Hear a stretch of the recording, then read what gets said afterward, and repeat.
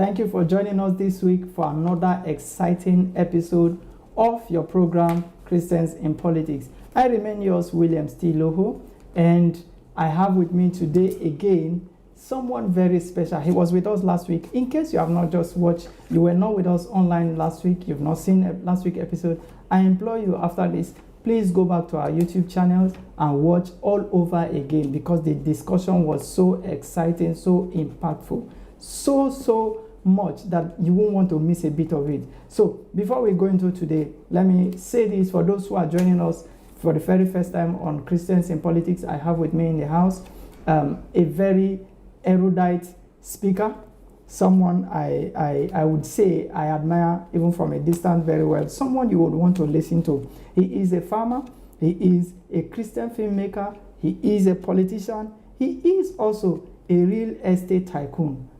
From that, you already have an idea of what kind of caliber of person we have in the house with us. And again, welcome, let's make welcome Evangelist Are KSO. Let me call it for short. You're welcome, sir. Thank you for joining us once again. Thank you. On the program. Thank you. It was really wonderful having you last week. And I just remember, let me even say this, for those who joined us this week, please, the best time to get into politics is not the election year, it's to get involved. That's one take home. I would say I pinned down last week. All politics is local. All politics is local. Politics is not just about election. So get involved. That was his encouragement from last week. At least we've given you a tip of the iceberg. Let's just get into the business of today. And today we'll be liking to know a little bit, sir. Having been in politics all these years, we would like to know the beginning. When did it start? How? What's better, the idea or the desire to get involved in politics in the first place? Okay. I come from a family of public figures or people who are involved in advocacy. Okay. My father has always been involved in advocacy right from his youthful days up till when he came into national limelight as the national president of the National Union of Nigerian Students in 1978. You will remember that my father was one who led the students nationwide in what has popularly come to be known as Ali Must Go in 1978. So I have that background. Apart from that, I've always have a desire to see change in my community, to see things change for good. I'm a result-oriented person, and I believe in positive. I believe in change. I believe in creating solution to problems. So in 2000 and preparation for 2003 elections, I had a wrong impression about politics too. Oh. My impression about politics was just like what we are trying to correct. That politics is about contesting. You know, that was my own idea too. So I wanted to contest in 2003 elections, 2003 elections, and I spoke to my wife about it, and she was like, "Are you are you okay? Are you being serious? Are you okay? You know, just characteristic of Christian and Christian women generally." She was like, "Are you serious? Don't tell me that nonsense." I said, "Madam, go and pray." She said, "I will not pray. You will not go anywhere. You are not going anywhere." So I dropped the idea because she was not just going to hear anything about it. In 2007 again, I did mention it. She was like, "This man, don't try that nonsense." Okay, I said, okay, no problem. 2007 went again like that. The following year, she attended a program organized by Pastor Sam Adeyemi, Daystar Leadership Academy. My wife was one of the students of the Daystar Leadership Academy. She heard Pastor Sam talk. God bless that man. Amen. Pastor Sam spoke about Nigeria, spoke about what Nigeria is or was at that time and what Nigeria ought to become.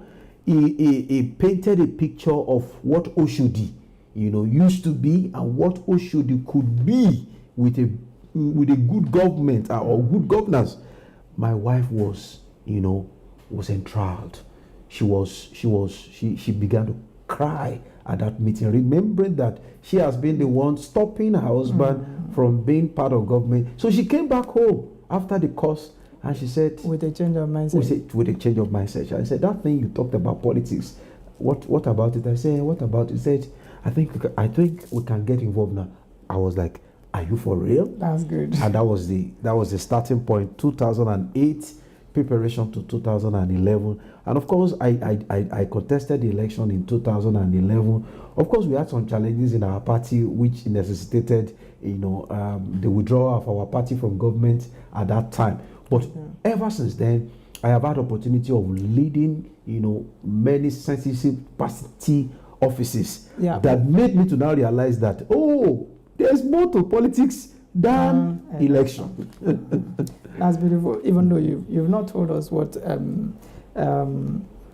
position you. I did mention last week. I contested for the Ogun State House of Assembly. Okay. I got the ticket of the party, but of course our party didn't do well at the general elections. That's beautiful. Looking back from what you've said, it was more of an inherent desire coming from your parents to want to enforce change. So a desire for change, not literally for power, as many people see. Because I've also had that take on many people who think going into politics is just, the focus is just power. Lust for power. Yeah.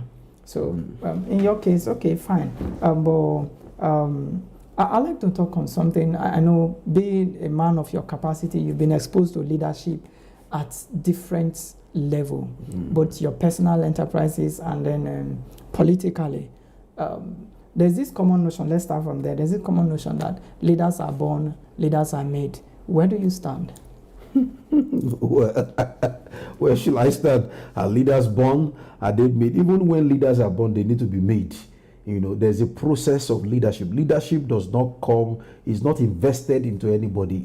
There's a training of leaders, there's a making, there's a process. So if you ask me, I would rather lean more to the making of leaders. The leaders are made rather than being born. You could be born a prince and die a pauper, and you could be born a pauper and die a prince. So it's in the making. It's in the making. I don't believe in certain people being destined to be this or destined to be that. I believe in making efforts to become great by oneself.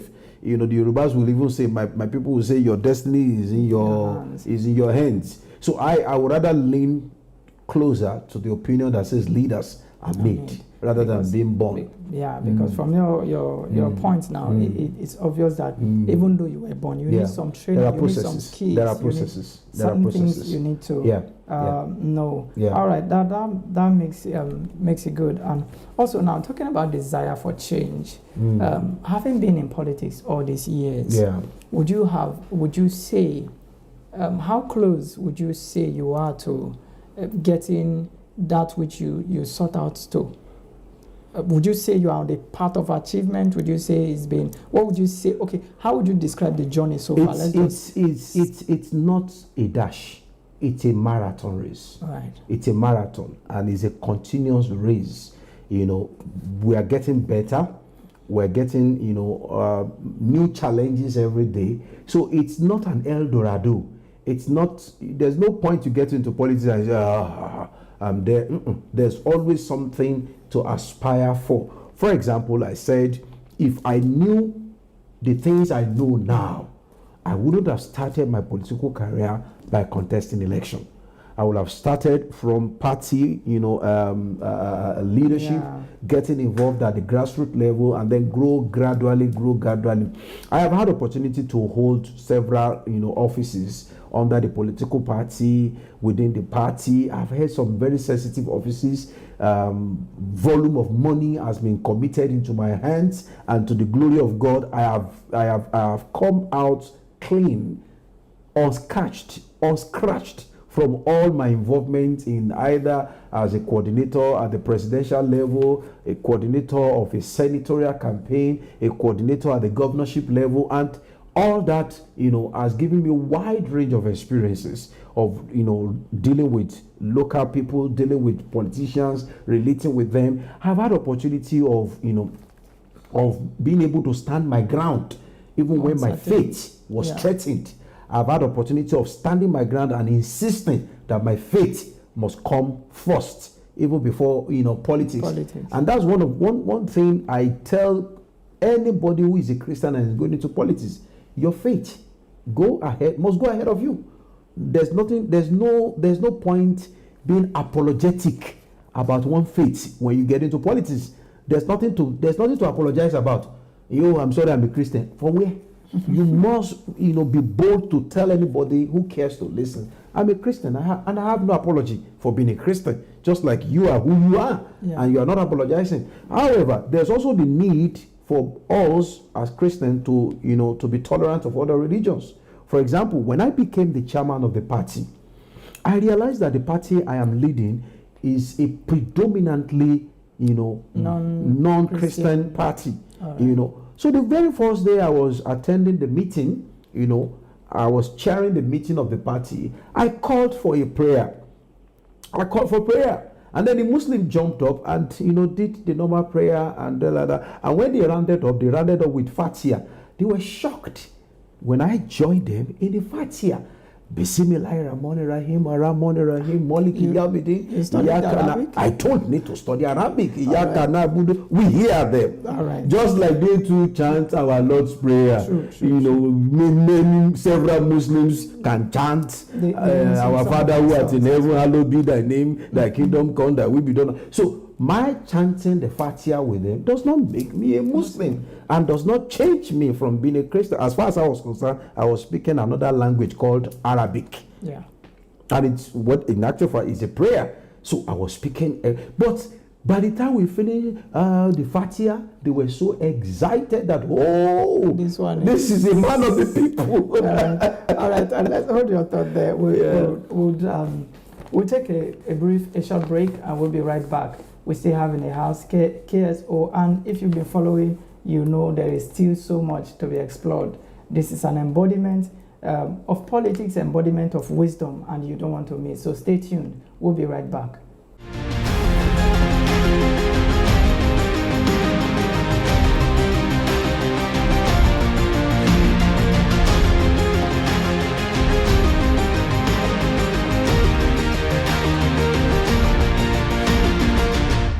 If you are just joining us, you are at the right place. This is Christians in Politics here on RTM, and we still have in the house our very guest, evangelist Are KSO, the man of the people. Permit me to give him a new title. So you're welcome back once again, sir. Thank you. Still glad to have you in the house. And before we went on the break, we were talking about your experience, your exposure, and then you mentioned something that from the onset it was a desire for change. Yeah. That led to all of this that has happened. I want to ask, I know change has been difficult. Yeah. Affecting change everywhere. Most people love the change. We love the result of the change. Yeah. But the process is what we hate. And then many times, people tend to revolt when you want to make certain change. What would you say has been the journey for you, and how have you been able to navigate the places where you have been able to make impact?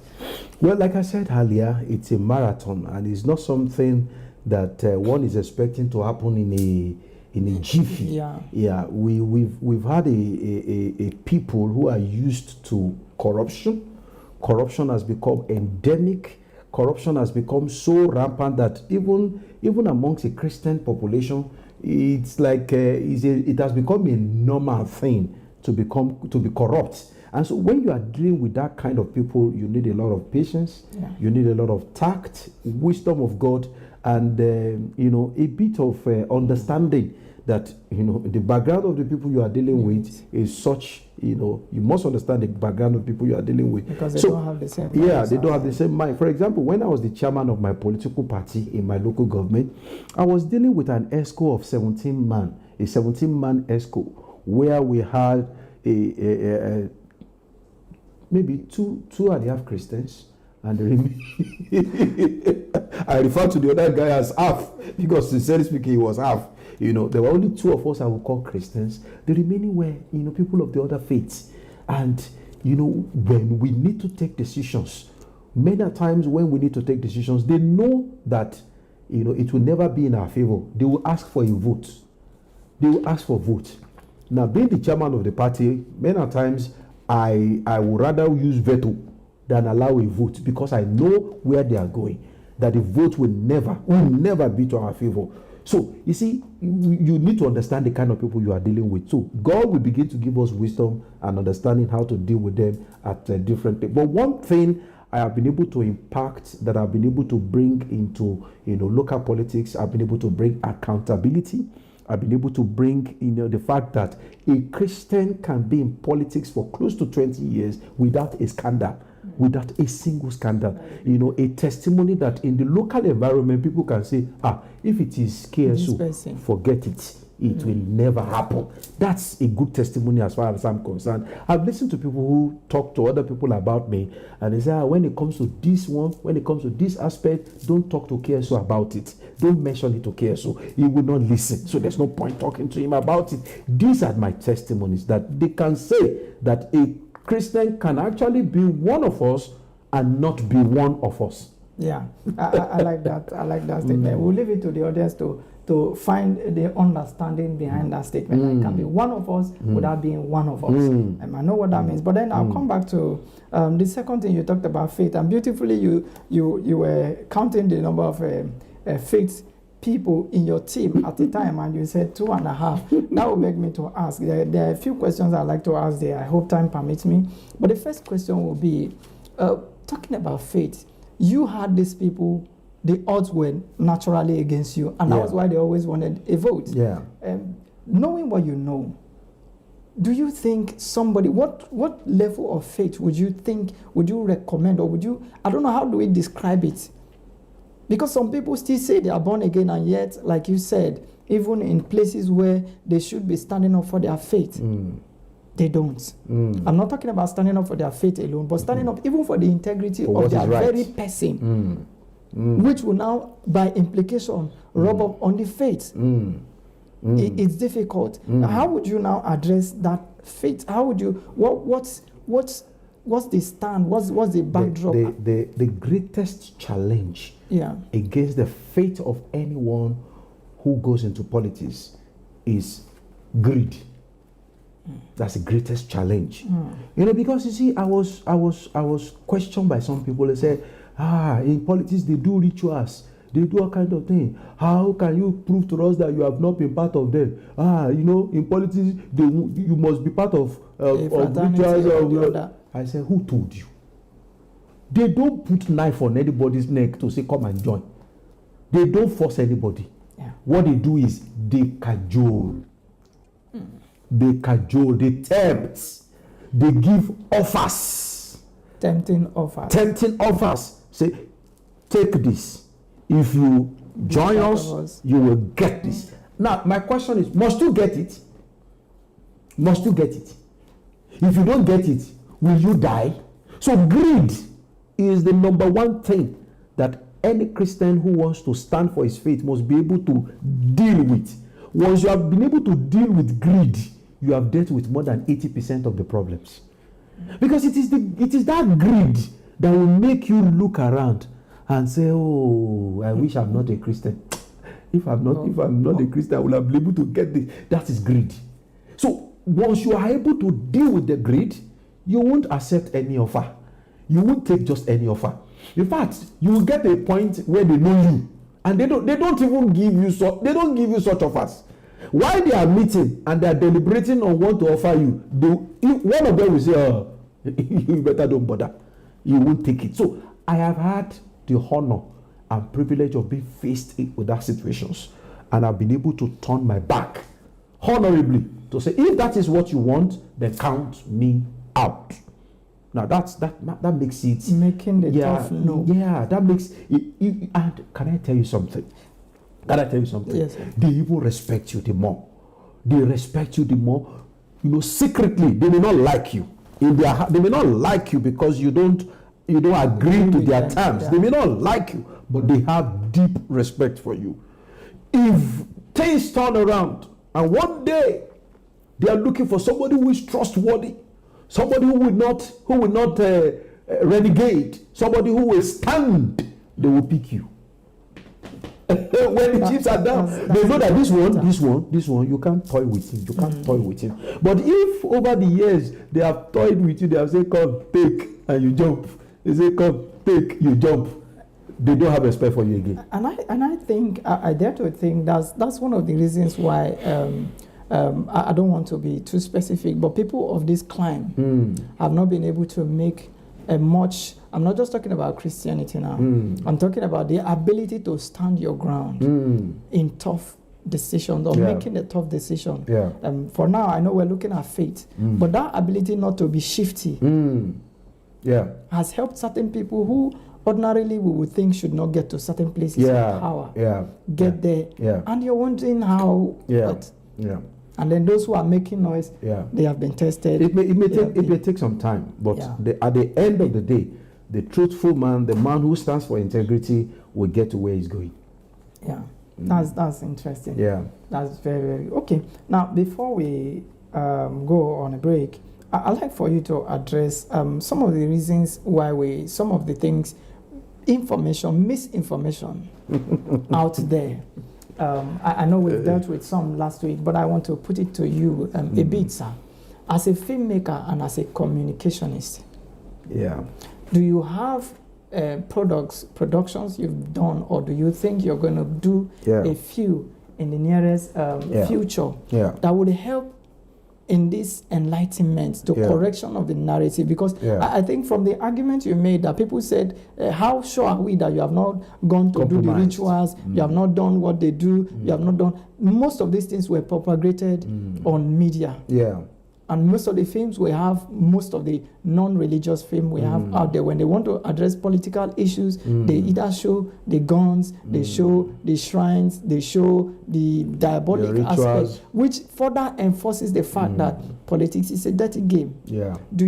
Are you thinking of working on something? As a media person, I've done a couple of productions. Let me mention two. There's one film I did some years ago. I called it Sent into Darkness, which is a message to all Christians that we have been sent as light, not into light, but inside darkness, because light has little or no value inside light. The only place where light has value is inside darkness. So I call the title of that film Sent into Darkness. Recently, about a year ago, I did another one called The Cheapest Weapon. Now, what is the cheapest weapon? The voter's card is a very cheap weapon. Unfortunately, that very cheap weapon is still not made use of by people. Why did I call the voter's card the cheapest political weapon? It's the cheapest political weapon because by the time you are voting, more than half of the decision has been made on your behalf. How is the decision made? The parties have concluded their primaries. They have chosen the candidates. So if you don't like the faces of the candidates, then you go to bed. You go and sleep. You have no other. You either vote one of the candidates or you don't vote at all. Now, more than half of your decision has been made for you. So the remaining half of the decision is what you make with your voter's card. And unfortunately, one of the erroneous impressions that have been sold to us in the church is that votes don't count. A very erroneous and very, very myopic, idea sold to the public that votes don't count. Votes don't count? You say votes don't count? And politicians are buying votes. That's the question I would have asked, because how can there's always this lobbying before campaign, even for the masses. Sometimes they give out gifts. You will not hear all kinds of things. You will not hear a politician who is what is sought say votes don't count, because he knows that votes count. Why do they budget billions and millions of naira to induce people to ask people to vote when they know that votes don't count? It's not true. Votes count. What people don't understand is this: rigging an election is not as easy as they think. One of the things that I've learned in politics, and we have been told, and I have found that nobody rigs election where it's not popular. You cannot rig an election where you are not popular. And then another thing I will let people know is that rigging an election in a polling booth that has massive turnout becomes a big headache for the would-be rigger. So not turning out to vote, low turnout, is an encouragement for rigging. When you don't turn out to come and vote, you are actually encouraging, making rigging to become easier. But when you come out and you vote massively, look at what has happened during the last presidential election. A dark horse won the election in Lagos. Talking about Peter Obi. You wouldn't expect Peter Obi to win election in the homestead of the presidential candidate of the ruling party. The presidential candidate of the ruling party is His Excellency Bola Ahmed Tinubu. Right in his own state, another candidate won the election. Now, what do you think happened? There was a massive turnout. Rigging was done, but it became very difficult. So who is that ignorant person who says votes don't count?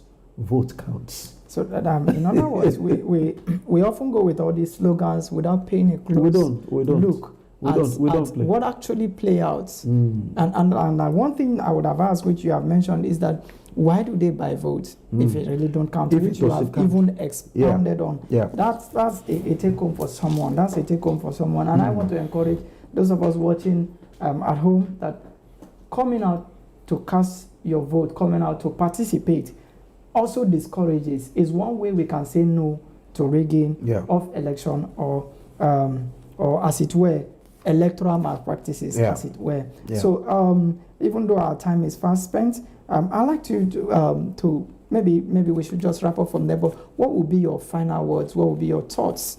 What would be your final statements? Should you want to leave something for our audience out there?